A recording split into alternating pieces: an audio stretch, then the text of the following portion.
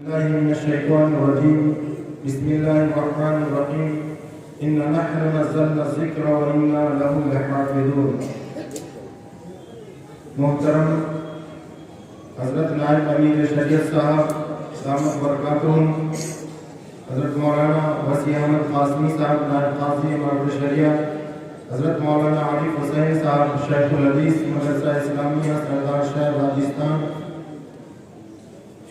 میرے رفیق جناب مولانا محترم اکرام الحق صاحب قاسمی، میرے عزیز جناب مولانا مفتی مجیب الرحمن قاسمی صاحب، دیگر علماء کرام، حاضرین جلسہ، پردہ نشین ماں اور بہنوں، اللہ رب العالمین کا بڑا کرم ہے کہ اس پاک پروردگار نے ہم سب کو آج اس عظیم مجلس میں بیٹھ کر قرآن کریم کی دستار بندی کی یہ نورانی مجلس میں کچھ دین کی باتیں سننے کا موقع عطا فرمایا۔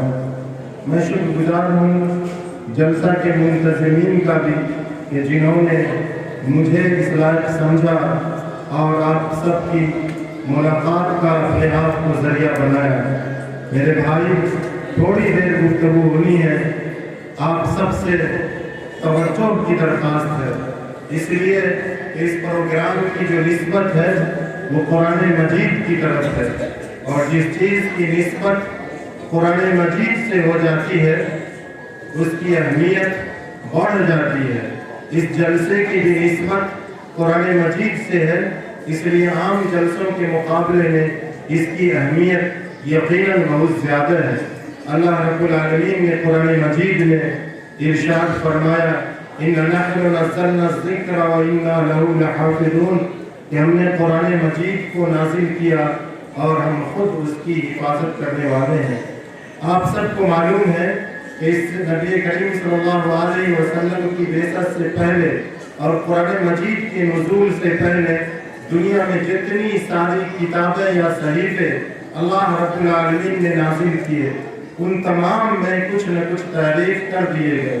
قرآن مجید ہی ایک ایسی کتاب ہے اور اللہ کا ایسا کلام ہے جس میں اب تک کسی طرح کی کوئی تحریف نہیں ہوئی، ایک نقطے کا بھی کوئی فرق نہیں ہوا، اور جس طرح محمد رسول اللہ صلی اللہ علیہ وسلم پر نازل ہوا اسی طرح یہ قیامت تک رہنے والا کلام ہے۔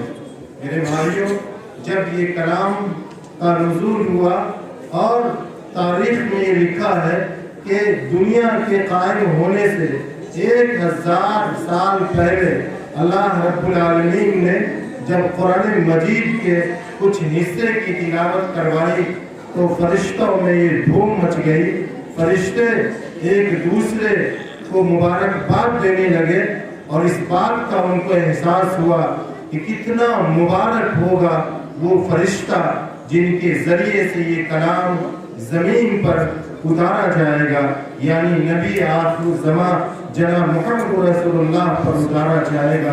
کتنا مبارک ہوگا وہ نبی جس پر یہ کلام اترے گا، کتنے مبارک ہوں گے وہ لوگ جن کی رشد و ہدایت کے لیے یہ کلام نازل کیا جائے گا۔ میرے بھائیوں، یہ کلام بہت ہی اہم ہے جس کو ابھی ہمارے بہت سارے عزیزان نے حفظ کیا، سینے میں محفوظ رکھا، اور ہم سب نے ان کی دستار کا یہ منظر دیکھا۔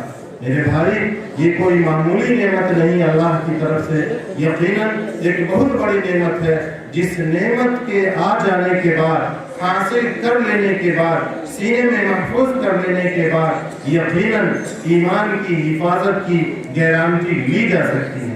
میرے بھائی، ہم اور آپ ایمان والے گھروں میں پیدا ہوئے، ہمیں یہ ایمان بہت ہی آسانی کے ساتھ مل گیا، جس کے لیے نہ ہمیں کوئی بھاگ دور کرنی پڑی، نہ کوئی محنت کرنی پڑی، نہ کوئی مشقت اٹھانی پڑی، بلکہ صرف مسلمان گھر میں پیدا ہونے کی وجہ سے جب ہم نے بولنا شروع کیا تو ہماری ماں نے ہم سب کو اللہ کا نام سکھایا، کلمہ طیبہ لا الہ الا اللہ محمد رسول اللہ سکھایا، اور ایمان بڑی آسانی سے مل گیا۔ اگر ایک انسان کو اللہ رب العالمین اس دنیا میں ساری نعمتوں سے نواز دے اور ایمان کی نعمت نہ دے تو یقیناً وہ انسان اس دنیا میں بہت ہی خسارے میں ہے۔ ایک وہ انسان جس کو اللہ رب العالمین اس دنیا کی کوئی نعمت نہ دیا ہو لیکن ایمان کی نعمت اگر دے دیا ہے تو یقیناً وہ انسان اس دنیا میں بھی کامیاب ہے اور آخرت میں بھی کامیاب ہے۔ میرے بھائی، جب اللہ کا اتنا بڑا انعام ہوا کہ اللہ نے ہم سب کو ایمان والا بنایا، مسلمان بنایا، تو اب ہم سب کی ذمہ داری ہے کہ ہم اپنے ایمان کی حفاظت کریں، اپنی نسل کے ایمان کی حفاظت کریں۔ اس لیے کہ قرآن مجید نے کہا قُوْ أَنفُسَكُمْ وَأَهْلِيكُمْ نَارًا، اپنے آپ کو اور اپنے اہل و عیال کو جہنم سے بچاؤ۔ یہ جہنم سے بچانے کا مطلب یہ ہے کہ ہم سب کو وہ طریقہ اختیار کرنا چاہیے، وہ چیز سیکھنی چاہیے جس سے ہم سب اپنے آپ کو اور اپنی نسل کو، اپنی اولاد کو، اپنے اہل و عیال کو جہنم سے بچا سکیں۔ اور اس کے لیے بنیادی چیز یہ ہے کہ ہم خود بھی قرآن مجید سے اپنا رشتہ جوڑیں، اپنے بچوں کا رشتہ جوڑیں، اپنے آپ کو قرآن کریم کو سکھائیں اور اپنے بچوں کو بھی سکھائیں۔ یہی ہم سب کے لیے بڑی کامیابی کی بات ہوگی۔ ابھی آپ نے دیکھا کہ یہ تحفیظ القرآن یہ مدرسہ قائم ہوا اور اس مدرسہ کے نظام اور اس کے سسٹم کو مختصر وقت میں مولانا اکرام الحق صاحب نے جو بتایا وہ کافی متاثر کیا۔ میرے بھائی، ایمان حاصل ہوا بڑی آسانی سے، اس کی حفاظت بہت ہی مشکل ہے۔ آج ایمان کا سودا کرنے والے لوگ بڑی آسانی سے مسلمانوں کے ایمان کا سودا کر لیتے ہیں۔ آج اس ملک میں یا پوری دنیا میں مسلمان کا کوئی دشمن ہے ان کے مال کی وجہ سے نہیں، ان کی دولت کی وجہ سے نہیں، ان کے بڑے بنگلہ اور زمینوں کی وجہ سے نہیں، بلکہ دشمن ہے تو صرف اس بنیاد پر کہ اللہ کا سب سے بڑا انعام، یہ ایمان کا انعام یہ مسلمانوں کو ملا ہوا ہے، وہ اگر ہمارا دشمن ہے تو صرف اور صرف ایمان کی بنیاد پر۔ یاد رکھیے، ایمان کی حفاظت اگر ہم سب کو کرنی ہے تو ہم سب کو مل کر کے اپنے علاقے سے، اپنے گھر سے، اپنے خاندان سے جہالت کو دور کرنا ہوگا۔ خالص اگر انسان جاہل ہے، بالکل ان پڑھ ہے، وہ انسان کبھی بھی اپنے ایمان کا سودا کر سکتا ہے۔ اس لیے سب سے پہلی وجہ جو ہے جس کے ذریعے سے ایمان ہمارے سینے سے چلا جاتا ہے وہ وجہ ہے خالص جہالت۔ اس جہالت کو دور کیجئے۔ جہالت کو دور کرنے کی سب سے بڑی وجہ یہ ہے، اس کو دور کرنے کا سب سے بڑا طریقہ یہ ہے کہ ہم قرآن کریم سے اپنے آپ کو جوڑ لیں۔ محمد رسول اللہ صلی اللہ علیہ وسلم جب ہجرت کر کے مدینہ تشریف لے گئے تو آپ صلی اللہ علیہ وسلم نے 3 بڑے کام کیے۔ آج ہم اور آپ بھی ان 3 کاموں کی طرف اپنی نسبت کرتے ہیں۔ پہلے آپ صلی اللہ علیہ وسلم نے مسجد نبوی بنائی۔ آج بھی مسلمان جہاں بستا ہے وہاں مسجد بناتا ہے اور اپنی مسجد کی نسبت محمد رسول اللہ کی مسجد کی طرف کرتا ہے۔ دوسرا کام محمد رسول اللہ نے یہ کیا کہ لوگوں کی تعلیم کے لیے، اپنے صحابہ اور ان کی اولاد کی تعلیم کے لیے حضور اکرم صلی اللہ علیہ وسلم نے مدرسہ قائم کیا، صفہ قائم کیا۔ اور یہ صفہ جو آپ صلی اللہ علیہ وسلم کی یونیورسٹی تھی، اس صفہ میں صرف قرآن کریم کی تعلیم نہیں ہوتی تھی بلکہ ہر وہ علم محمد رسول اللہ سکھاتے تھے اپنے صحابہ کو جو لوگوں کو نفع پہنچانے والا ہو۔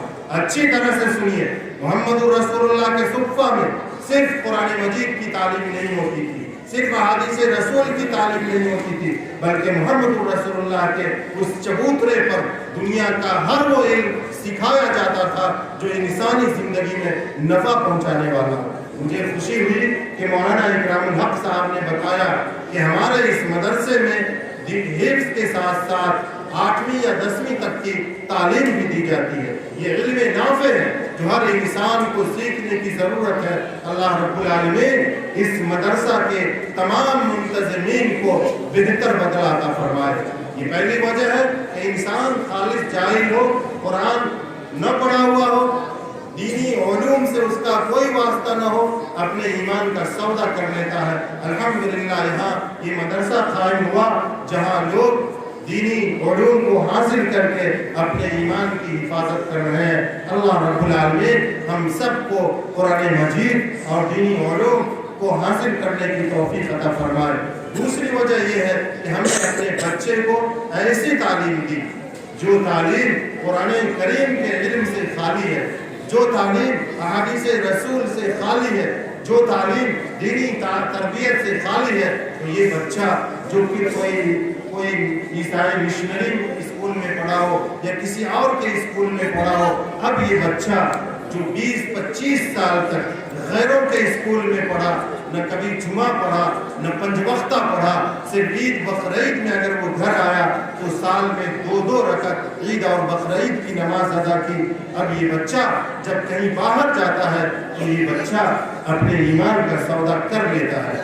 کیوں کر لیتا ہے؟ اس لیے کر لیتا ہے کہ اس کے ماں باپ نے اس بچے کو قرآن کریم سے نہیں جوڑا، قرآن کریم کی تعلیم نہیں دیا، اور وہ جو ضروری اور بنیادی علم ہے جس سے وہ اللہ کو پہچان سکے، محمد رسول اللہ کو پہچان سکے اور اپنے عقیدے کو درست رکھ سکے، وہ اس بچے نے نہیں پڑھا، جس کی بنیاد پر وہ کوئی دوسری جگہ جاتا ہے تو وہ ایسا بیان دیتا ہے جس سے اس کا ایمان بھی جاتا ہے، اس کا رشتہ نکاح بھی ختم ہوتا ہے، اور وہ بندہ اسلام کو بھی بدنام کرتا ہے، محمد رسول اللہ کو بھی بدنام کرتا ہے۔ میرے بھائی، ضرورت ہے کہ ہم اور آپ کھڑے ہو جائیں اور جس طرح مانگ کر کے اس مدرسے کو اتنا مضبوط بنایا گیا ہے، اگر لوگ چاہیں تو اپنی آبادی میں اس طرح کا اسکول بنا سکتے ہیں، جو اسکول انگلش میڈیم تو ضرور ہوگا لیکن اس میں پڑھنے والا بچہ کسی عالم کسی حافظ سے کم نہیں ہوگا۔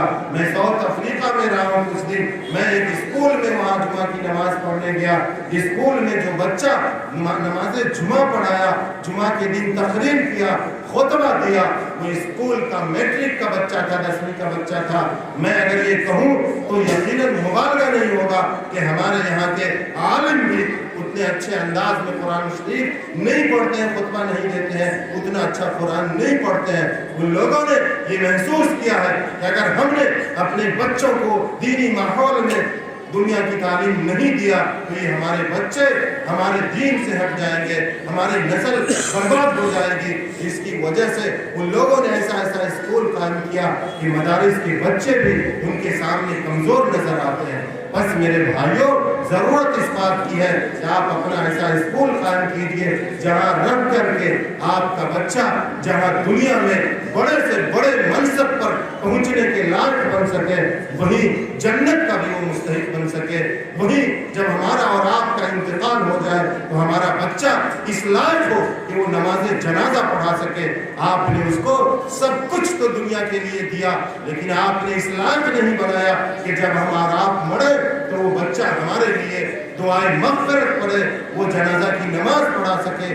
میں آپ کو تجربات اور مشاہدات کی بنیاد پر یقین کے ساتھ یہ بات کہہ سکتا ہوں کہ اپنا بچہ جس درد کے ساتھ نماز جنازہ میں دعائے مغفرت پڑھے گا وہ دوسرا کوئی نہیں پڑھ سکتا ہے۔ میرے بھائی، آپ کو اگر اس کی امید نہیں ہے مت رکھیے، لیکن اس کے ایمان کی حفاظت کے لیے ایسے اسکول قائم کیجیے جس میں ہمارا بچہ اپنے ایمان کی حفاظت کر سکے۔ حیدرآباد میں ایک مسلم آبادی میں اسکول تھا عیسائی کا، جس میں 95% بچے مسلمان پڑھتے تھے۔ مسلمانوں کو ایک زمانے کے بعد یہ احساس ہوا کہ ہمارے بچے تو 5 وقتہ پڑھتے ہی نہیں ہیں، یہ تو جمعہ بھی نہیں پڑھتے ہیں، یہ 20 سال کے ہیں، 22 سال کے ہیں، 25 سال کے ہیں، یہ تو صرف عیدین کی نماز پڑھتے ہیں۔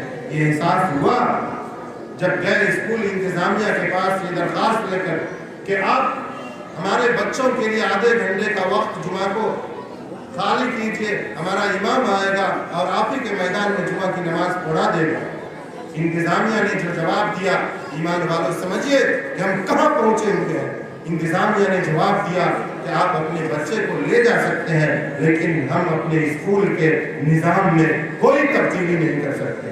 میں نے آپ کو شروع ہی میں کہا کہ وہ ہمارے دولت کے دشمن نہیں ہے، وہ ہمارے کسی اور چیز کے دشمن نہیں ہے، ان کو ہمارے ایمان سے دشمنی ہے۔ وہ ہمارے محلہ میں اسکول کوئی مال کمانے کے لیے نہیں کیے ہیں، بلکہ وہ اسکول اس لیے قائم کیے ہیں تاکہ ہمارے بچوں کے ایمان کا آسانی کے ساتھ سودا کر سکیں۔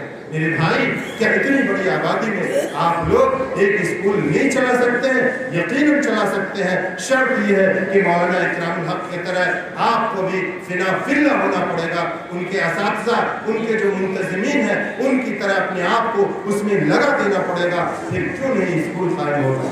آج مسلمانوں کا حال یہ ہے، معاف کیجیے گا بات بہت تلخ ہے لیکن حقیقت ہے، آج مسلمانوں کا حال یہ ہے کہ اگر کوئی مسلمان بندہ اپنے گاؤں میں کوئی کوچنگ کھولتا ہے، کوئی اسکول قائم کرتا ہے، تو ہم یہ کرتے ہیں کہ 4-5 مہینے اپنے بچے کو پڑھاتے ہیں، اور جب 5-6 مہینے کی فیس ہمارے اوپر آ جاتی ہے تو ہم بچے کو وہاں سے ہٹا لیتے ہیں، دوسرے اسکول میں داخلہ کرا دیتے ہیں۔ اے ایمان والو، یہ غداری ہے، یہ بے ایمانی ہے۔ اگر آپ نے ان کی فیس ادا نہیں کی، اللہ کے آپ بچ نہیں سکتے ہیں۔ آپ سب کو اس بات کا وعدہ کرنا چاہیے اور یہ ارادہ کرنا چاہیے کہ ہم اس طرح کا اسکول قائم کریں گے تاکہ ہماری نسل محفوظ رہ سکے۔ میرے بھائیوں، آج ہمارے گاؤں میں ہر علاقے میں ایک بہت ہی غلط رواج پڑ چکا ہے۔ میں دیکھتا ہوں کہ جب چھوٹے بچے مسجد میں جاتے ہیں اور بچے ہنگامہ کرتے ہیں تو ہر بڑا کھڑا ہوتا ہے اور اسے ڈانٹنا شروع کر دیتا ہے۔ میرے بھائیوں، آپ بچوں کو مسجد میں ڈانٹتے ہیں، مسجد سے بھگا رہے ہیں۔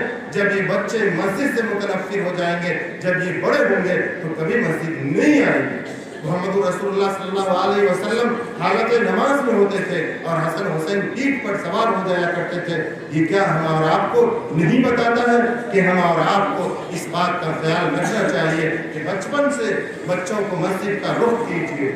حضرت امیر شریعت حضرت مولانا احمد ولی فیصل رحمانی صاحب دامت برکاتہم نے ایک تقریر میں فرمایا کہ میں نے ترکی کے ایک مسجد میں لکھا ہوا دیکھا کہ اگر کسی انسان کو، کسی مصلی کو بچوں کے شور سے پریشانی ہے تو وہ کوئی اور مسجد تلاش لے، وہ اس مسجد میں نماز نہ پڑھے بلکہ وہ کوئی اور مسجد کی طرف کو تلاش لے۔ بس میرے بھائیوں، ایسے اسکول کو قائم کیجیے جس اسکول میں رہ کر ہمارا بچہ اپنے دین کی حفاظت کر سکے۔ اور تیسری چیز جو ہے جس کی وجہ سے ہمارے بچوں کے ایمان کا سودا آسان، بچوں اور بڑوں کسی کا بھی ایمان کا سودا آسانی سے لوگ کر لیتے ہیں، وہ غربت ہے۔ یعنی اگر کوئی انسان بالکل غریب ہے، فاقہ میں رہتا ہے، کھانا کھانے کو نہیں ملتا ہے، پہننے کے لیے کپڑے نہیں ملتے ہیں، تو اب یہ بندے کے ایمان کا بھی غیر امید استاق میں رہتے ہیں کہ اس کے ایمان کا سودا ہم کیسے کر رہے ہیں۔ تو ہم سب کو اس بات پر توجہ دینی چاہیے کہ ہماری آبادی سے غربت کا خاتمہ کیسے ہو۔ محمد رسول اللہ صلی اللہ علیہ وسلم جب ہجرت کر کے مدینہ تشریف لے گئے تو آپ سب کو معلوم ہے کہ انصار اور مہاجر میں اللہ کے رسول صلی اللہ علیہ وسلم نے کیسا رشتہ جوڑا، اخوت کا، بھائی چارگی کا، محبت کا، ایک دوسرے کے ساتھ نصرت کا کتنا بہترین رشتہ جوڑا۔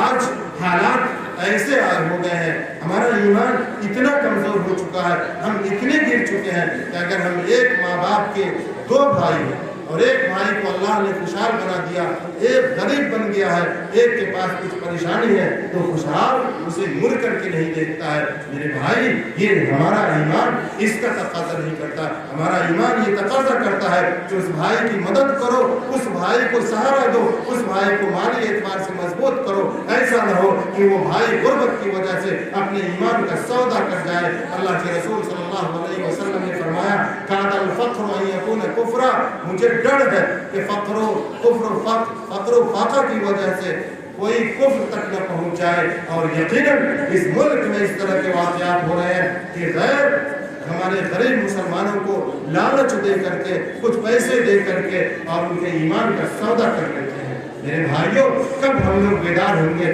کب ہم لوگ جگیں گے؟ کیا مسلمان قوم اس بات کے لیے ہے کہ وہ اللہ کے نام پر بھیک مانگے؟ آج سکھ برادری کے لوگ بھیک مانگتے ہوئے نظر نہیں آتے۔ محمد رسول اللہ صلی اللہ علیہ وسلم نے زندگی کے ہر گوشے کو کھول کھول کر کے بیان کیا۔ کوئی گوشہ ایسا نہیں ہے کہ جس میں کوئی جھول ہو۔ یہ دین مکمل ہے، یہ اسلام مکمل ہے۔ اللہ کے رسول صلی اللہ علیہ وسلم نے ہر طرف ہم سب کو رہنمائی کی ہے۔ میرے بھائی، آج سکھ مانتا ہوا نظر نہیں آتا، اور یہ مسلمان اللہ کا یہ بڑا نام جو ذکر کے لیے ہے، جو عبادت کے لیے ہے، आज मांगता हुआ नजर आता है कि अल्लाह के नाम पर कोई दे दो।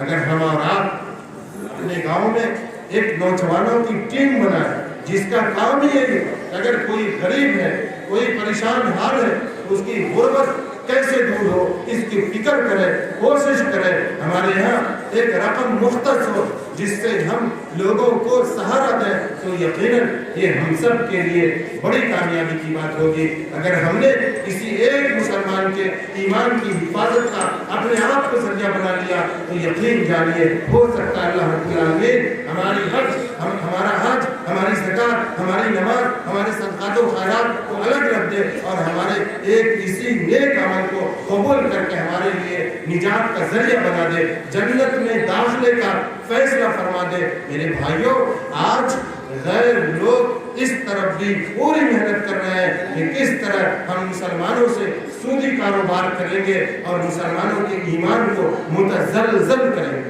मेरे भाई, आपके इलाके में क्या मुझे मालूम नहीं, अभी मैं नरपतगंज के इलाके में, ये छातापुर का इलाका गालबन आपके इलाका से मिलता जुलता इलाका है, मैं वहाँ पे था हफ्ता दिन पहले। वहाँ हमारे भाइयों ने बताया कि यहाँ काजी साहब कुछ गैर आते हैं, बड़ी बड़ी रकम लेकर के आते हैं और हमारी माएँ, हमारी बहनें सब वहाँ पहुँच जाती हैं, उनसे सब कर्ज लेती हैं और सूदी कारोबार चलता है। और जिसकी वजह से वहाँ पर बाज दफा उरियानियत भी नजर आती है।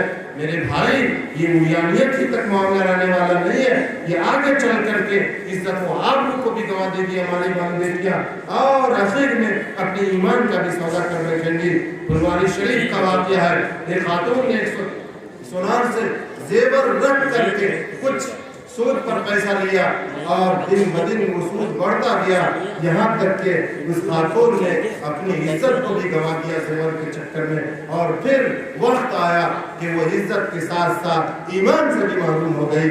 ईमान वालों भाई, क्या हम सब की जिम्मेदारी नहीं बनती है कि अपने गरीब भाई और बहनों के ईमान की हिफाजत का अपने आप को जरिया बनाए? मेरे भाई, मदारिस में देना, मसाजिद में देना, दर्जे हिफ्ज़ के बच्चों को तैयार करना, ये भी बड़ा सदका है, बड़ा कार्य खैर है और आप लोगों ने अभी किया, वो काम भी बड़ा है।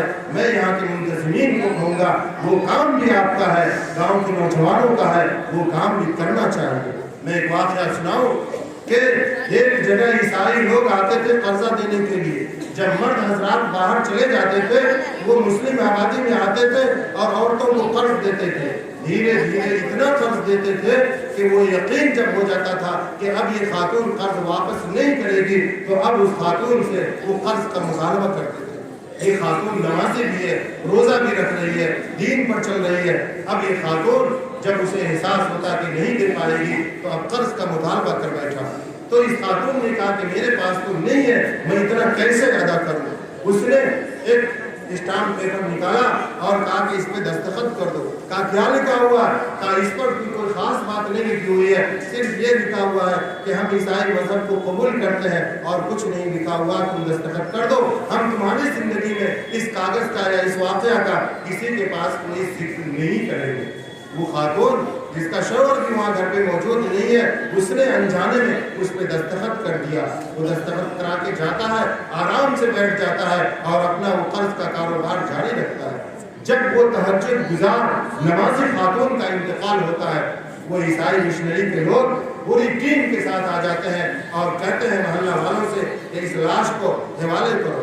अब वो कहता है कि ये लाश तो हमारे लिए मुसलमान खातून है। वो थाना जाता है, थानेदार आते हैं, कागजात की रोशनी में उस लाश को ईसाई के हवाले कर दिए जाते हैं। बस मेरे भाइयों, अल्लाह के वास्ते इस निज़ाम को बदलिए कि अगर गुर्बत हमारे इलाके में है तो उस गरीब का सहारा बनिए। अल्लाह के रसूल सल्लल्लाहु अलैहि वसल्लम ने फरमाया, सदका एक करोगे तो एक सवाब मिलेगा, अगर कर्ज एक दोगे तो 18 गुना ज़्यादा मिलेगा। क्यों फरमाया मोहम्मद रसूलुल्लाह ने कर्ज का सवाब 18 गुना ज़्यादा मिलेगा?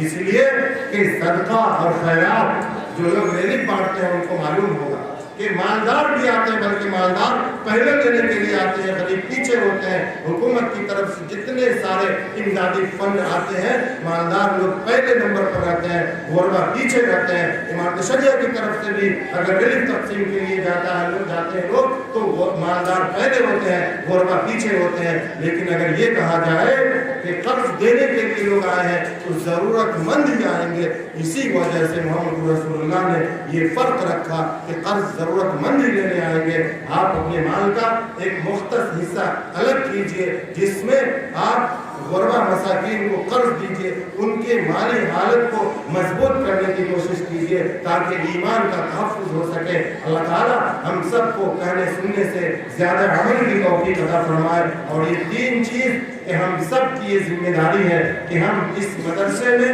اپنے بچوں کو بھی بھیجیں اور اس مدرسے سے دلی محبت بھی رکھیں۔ جب بھی مدرسہ آئے تو خیر کے ارادے سے آئے۔